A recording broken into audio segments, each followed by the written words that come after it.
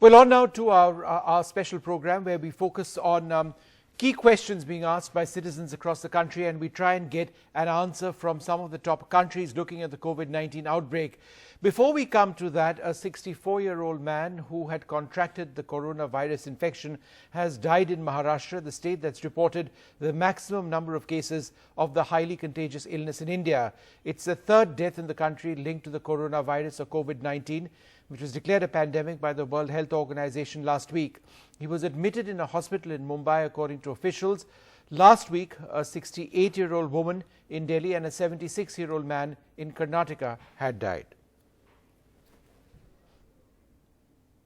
Point of time, the authorities are saying that the patient was 64-year-old and he had a travel history to Dubai. In fact, he landed in Mumbai on 5th of March, and then on 7th of March he admitted himself to a private hospital where he complained of respiratory issues, and there he did not disclose his travel history, and for 4 to 5 days he was being admitted and being treated at a private hospital. But then the hospital then showed his samples to the Kasturba hospital, which is in Mumbai, where the testing of coronavirus is taking place, and that is where the reports came in that the patient in fact has contracted coronavirus, and that is when he was on 13th of March was admitted into Kasturba Gandhi hospital, and there he was, the doctors said that he was showing signs of recovery as well, but today at around 7 o'clock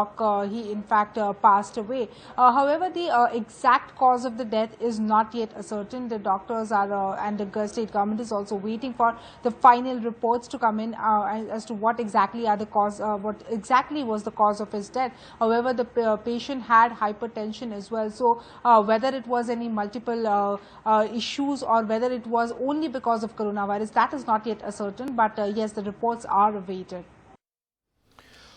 All right, well, let's just begin this particular segment where we've been trying to get a lot of answers to questions being asked by citizens across the country on COVID-19. I'm joined by Dr. Anand Kumar Gupta, Associate Professor of the Department of Pediatrics at IGIMS at Patna, and Dr. Anup Kumar, Professor and Head of Department of Urology at Safdarjung Hospital. Dr. Kumar, let me come to you first.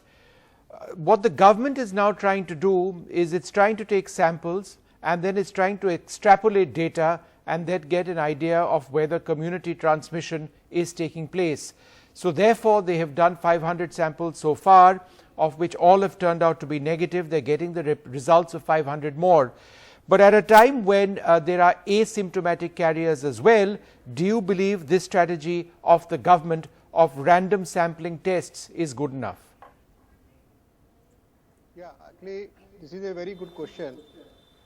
We are seeing the current situation, the number of cases are now increasing. So now you can also see the government is changing the policy. Earlier, the travelers who were coming from the international countries, only those who had the symptoms, they were exposed to various tests and quarantine. But now they have changed the policy, and even those who are asymptomatic, they are being kept for quarantine mandatory for 2 weeks. And now they are trying to also have to trace the contacts of all those who have high risk for having this coronavirus. So I think the government is changing its policy and is very proactive. And I think it's only the problem of this, it is very highly contagious. That is the issue. That's why we have cases rising for the last 1 week. But now I think government is trying to shut down the public places so that the community transmission does not should not happen. And I think this is very important and very good move. Our all population should support the government decision. Only then the government can win this situation. All right.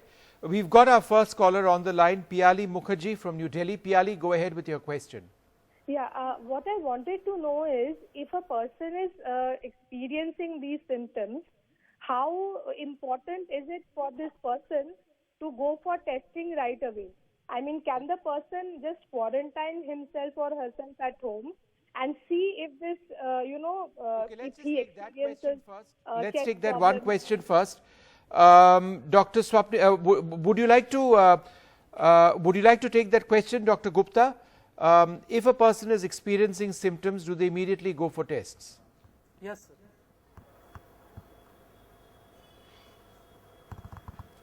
Not necessarily. If like the symptom patient is experiencing the symptom of dry, symptoms of dry cough and fever if there is fever means respiratory difficulty, because sneezing and anuria is not a prominent feature of COVID-19 disease. And the second most important part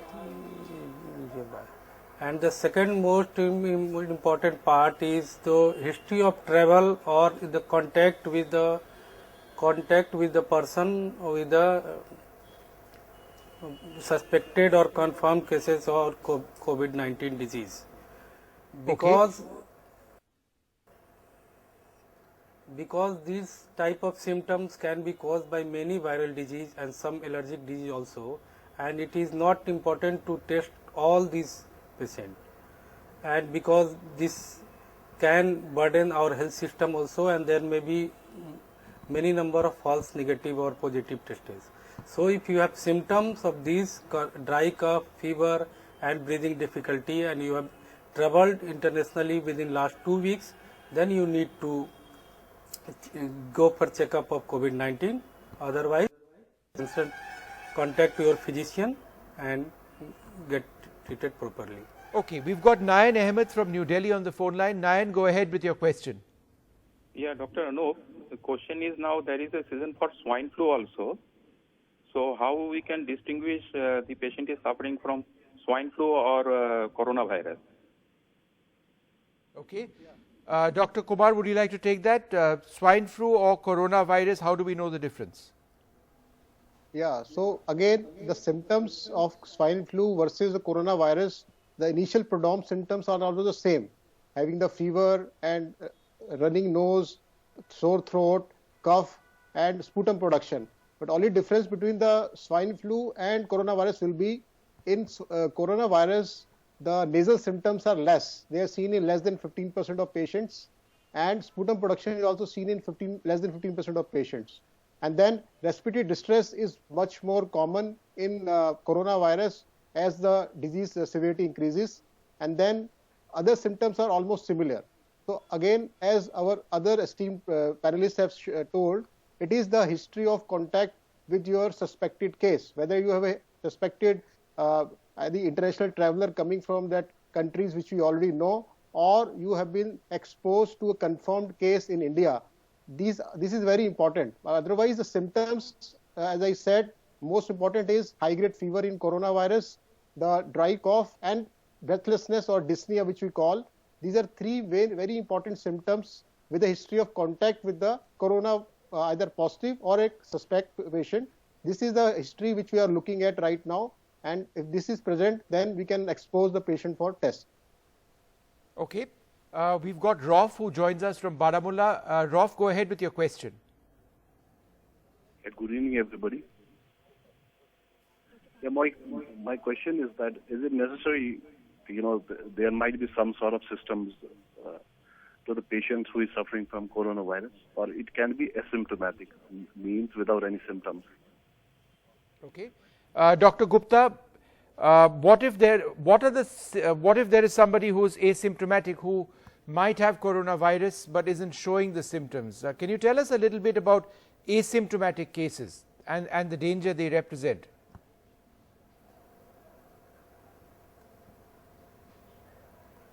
According to a study in China, because it first originated there, around 47% of the patients who is tested positive for corona may be asymptomatic, and rest can have mild pneumonia or severe, and very few can have acute respiratory distress syndrome. So you can see almost 50% of the patient can have asymptomatic. But important point is that they are shedding their virus in their secretions. So they may be asymptomatic, but they are highly contagious and they can spread disease to other persons. So that's why it's important to quarantine those people. Okay. I hope you got your answer over there. We're also joined by Dr. Swapnil Parekh. who's written extensively about the coronavirus. Thanks, Doctor, very much for joining us. Dr. Parekh, do you believe that, in terms of disease progression, we are now obviously at stage 2, we haven't entered community transmission, but if you look at what's happened in other countries, that in a period of time, finite period of time, you do end up seeing a significant spike. Now, we are already in the midst of seeing that spike take place. Therefore, how close or how far are we from that community transmission stage when tracking the person who has caused an infection might be difficult or impossible?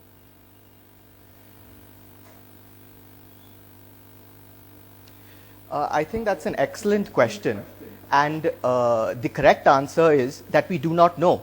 We might already be there. Let me explain why. We can only know, we have to stop thinking about that we only have about 130 cases in India. We have 130 confirmed cases. There may be many others who we have not tested, who might be infected, who we do not know about. If you look at this graphic over here, you will see this represents the population, this circle represents the population, and this circle represents the number of tests per million people. So you can see a country like India, which has a population of 1.3 billion, is only doing somewhere around 4 tests per million people.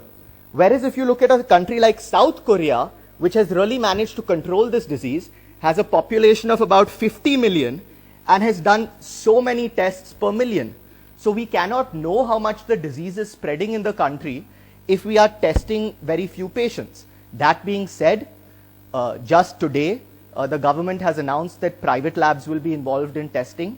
Testing is going to be significantly scaled upwards. That is a good sign. So soon we will know exactly how much the disease is spreading. Let me tell you that when Italy was reporting about 1,000 cases in their country, mathematical models suggested they had 4,000. When Iran was reporting about 3,000 cases, mathematic models suggested they had 18,000. So more than just the number of cases, what we have to look at is the rate at which they are increasing. If they are increasing very, very quickly, that is a bad sign. And in India, the cases have been doubling in every 5 to 6 days. This is what we call exponential growth. All right. Well, that's a very comprehensive answer. We've got our next caller, Sundar from Chennai. Sundar, go ahead with your question. Hello. Can I go ahead with my question? Yes. Good evening, doctor. I have a question. It might sound very funny, but it's a genuine question. There is a severe shortage of these alcohol-based sanitizers here where I am in Chennai. So one of my friends suggested, just take a bottle of vodka, put about 30% vodka and 70% water, mix it. Will that be an effective alcohol-based sanitizer? If it is, then as a social service, I would do this and give it to a lot of people to whom this is not available. All right. That's an innovative solution. Alcohol from vodka, in this case, being used as a sanitizer. I'm not sure that's necessarily the best way forward. But Dr. Kumar, there is a shortage of sanitizers. Is there a solution, a way around it? Yeah, it's very, very easy and cheap way to make sanitizer at home. Yes. Even WHO has also given this protocol. You buy 100% alcohol, which comes in a very cheap price, and you take 70 ml of 100% alcohol, and you mix 30 ml of other aloe vera gel, or you can also use the normal saline. So you can dilute it with 30 ml of saline or aloe vera gel, and you can add some kind of fragrance to it, just to make it like more friendly. And this can be used at a very, very home-friendly manner, and it is very cheap. So because, as you rightly said, there is some shortage of sanitizers in some places in the country, I think in the coming days you will see more and more this kind of homemade sanitizers being used all over the place. Okay. Dehram from Mumbai, go ahead with your question. Yeah, good evening. What are the chances of this virus having a relapse? Okay, superb and question. In what time? Right, what let me get an answer on that would right one be away. able to diagnose it? Dr. Parekh, what are the chances of a relapse? Because we've read about some cases in China of a relapse.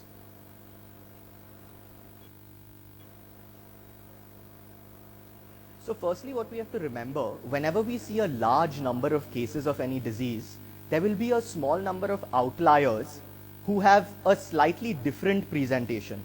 However, we should not focus on those few different presentations. We should look at the statistical averages. From what we know right now, this disease in some cases, early reports from New York and Italy are suggesting that there might be a biphasic pattern. So patients seem to recover for a while, they get a little better for a short while, and then they suddenly worsen. We also see this in diseases like dengue. And during that period, the levels of virus in secretions may decrease temporarily. So if a test is done, it may appear negative, and then if you test again later, it may again appear positive. However, we don't know yet whether this is biphasic, whether there are reinfections. Generally speaking, with coronavirus infections, there is at least a period of immunity from 1 to 2 years in the case of common cold causing corona infections, and in the cause of coronaviruses like the SARS coronaviruses, the duration of immunity is much longer. The only way to find out is to do what we call serological studies. These are done over a long period of time, so it would be incorrect to give you a comprehensive answer right now, but most likely from what we know, it should not be causing reinfections in the vast majority of people. Okay. We've got Bashir from Srinagar. Go ahead, Bashir. Good evening, sir. Hello? Yeah, go ahead with your question. Yes, I have a question that all over India, the people are in a panic that little kind of disease like a coronavirus. We had so many viruses in Hello? Yeah, please carry on. Yes, there are so many diseases around in the world. And previous we had HIV, we had dengue, and other. India is sufficient for medical services, and I don't understand for minor people. I mean, we have got more than 100 million people in Kashmir. In India. Bashir Saab, what is your question? Can you give me your question, please? Not a comment. I want to know why the governments are ordering to close the parks and gardens and transport and gathering together. I mean, if anybody gets the sick, he can get to the hospital and get the tested from there. But all right. all over India people are panic. Let me put that question to Dr. Gupta. Why should parks and other public areas be shut down by the government?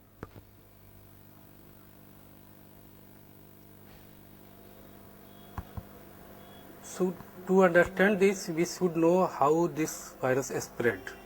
This virus is droplet route. Droplet means when a disease or infected person coughs or sneezes, the virus travel up to 3 meters or 10 feet, 20 feet, 10, 12 feet distance.